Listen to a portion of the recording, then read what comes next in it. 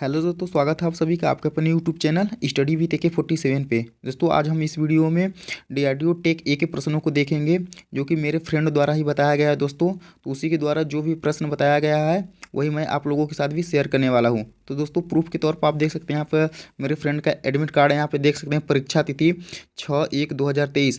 और हम अगर इनकी पाली की बात करें तो आप यहाँ पे पाली देख सकते हैं, इनके शिफ्ट कौन सा था। तो इनका थर्ड शिफ्ट में जो है एग्ज़ाम हुआ था, यानी कि शाम वाला जो मीटिंग था उसी में इनका एग्ज़ाम हुआ था। तो इन्हीं के द्वारा जो भी प्रश्न बताया गया है मुझे, मैं वही आप लोगों को भी बताने वाला हूँ। तो अगर हम इनके ट्रेड की बात करें, इनका ट्रेड क्या था, तो इनका ट्रेड इलेक्ट्रीशियन था। तो इलेक्ट्रीशियन से संबंधित जितने भी ये प्रश्न बताए हुए हैं वही मैं बताने वाला हूँ। तो चलिए दोस्तों सीधे चलते हैं हम अपने पहले प्रश्न की ओर।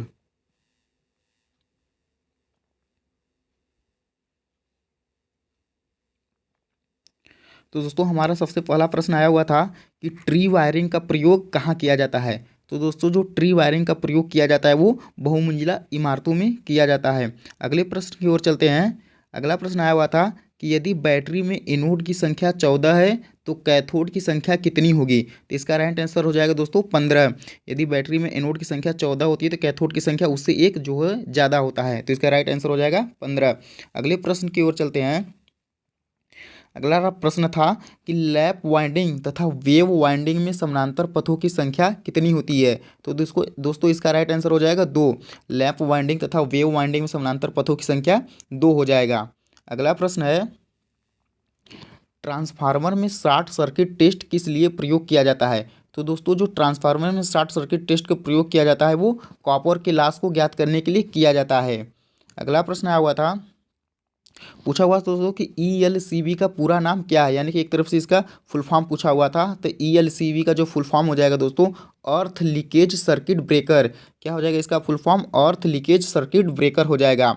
अगले प्रश्न की ओर चलते हैं हम। अगला प्रश्न था दोस्तों कि ELCB का प्रयोग कहाँ किया जाता है।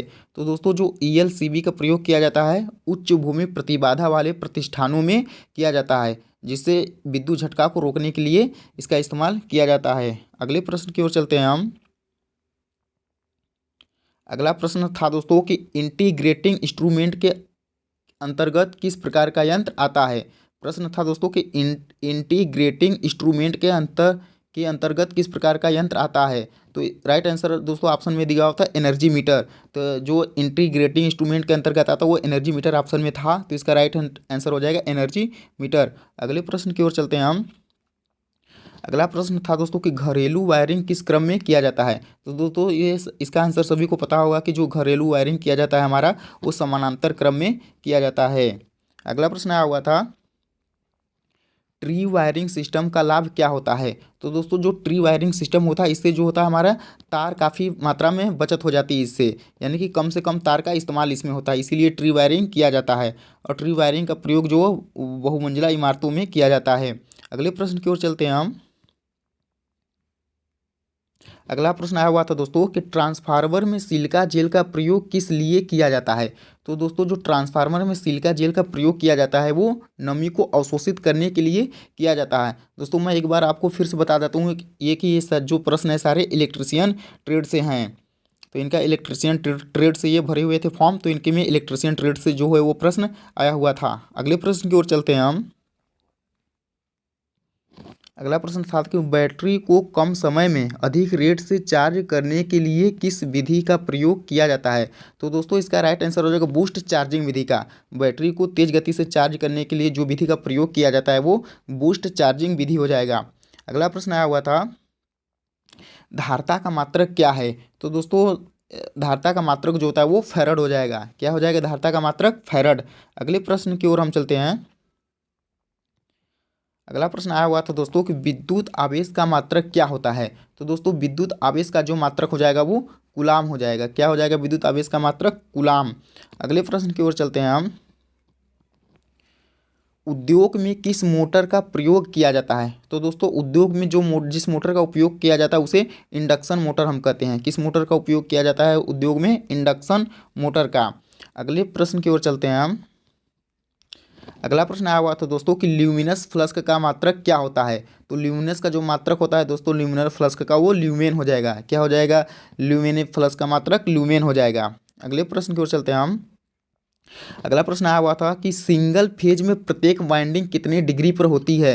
यानी कि दोस्तों तो हम सिंगल फेज में वाइंडिंग करते हैं, उसके प्रत्येक वाइंडिंग जो होता है, प्रत्येक वाइंडिंग कितनी डिग्री पर जो है घूमी होती है। तो इसका राइट आंसर हो जाएगा 90 डिग्री। कितना हो जाएगा इसका आंसर? 90 डिग्री। अगले प्रश्न की ओर चलते हैं हम। अगला प्रश्न आया हुआ था दोस्तों कि थ्री थ्री फेज, यहाँ पे फेज रहेगा दोस्तों, आप यहाँ पे फेज बना लीजिएगा। थ्री फेज में प्रत्येक वाइंडिंग कितने डिग्री पर होती है। तो दोस्तों जो थ्री फेज में होता है वो 120 डिग्री होता है। कितना होता है थ्री फेज में? 120 डिग्री। अगले प्रश्न की ओर हम चलते हैं दोस्तों।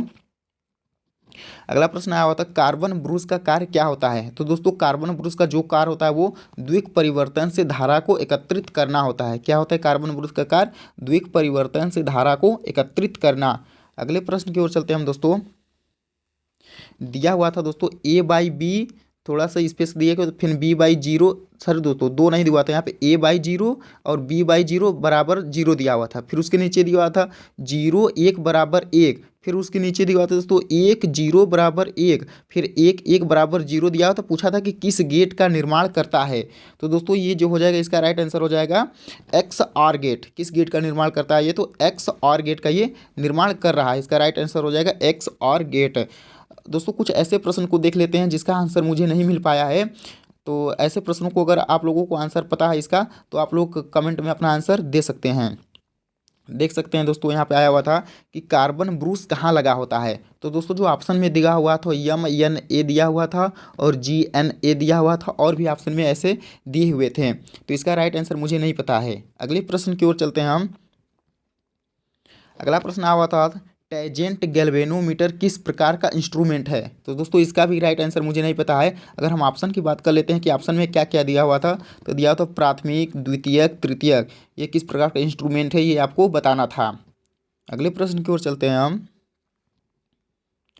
पूछा हुआ था दोस्तों कि निकिल कैडमियम बैटरी का ईएमएफ को कैसे चेक किया जाता है। यानी कि जो दोस्तों निकिल कैडमियम बैटरी होता है उसके ईएमएफ मान को हम कैसे मापते हैं। तो ऑप्शन में जो दिया हुआ था दोस्तों वो रंग को देखकर, ईएमएफ की गणना करके, ऐसे ऐसे करके ऑप्शन में दिया हुआ था। तो इसका भी राइट आंसर मुझे नहीं पता है। अगले प्रश्न की ओर चलते हैं दोस्तों हम।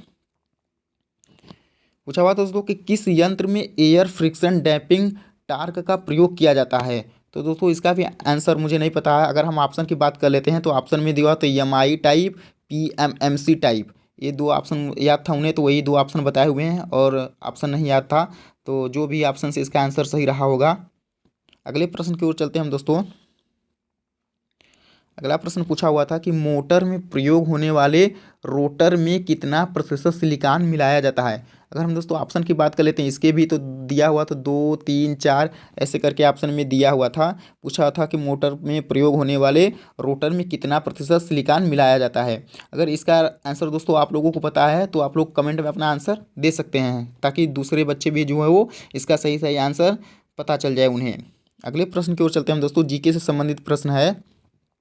पूछा हुआ था दोस्तों कि द्रोणाचार्य पुरस्कार की शुरुआत कब हुई थी। तो दोस्तों जो द्रोणाचार्य पुरस्कार की शुरुआत हुई थी वो 1985 में हुआ था। कब हुआ था द्रोणाचार्य पुरस्कार की शुरुआत? 1985 में। अगले प्रश्न की ओर चलते हैं हम, और हमारा ये लास्ट प्रश्न है। पूछा हुआ था दोस्तों कि वर्तमान समय में भारत के रक्षा मंत्री कौन है।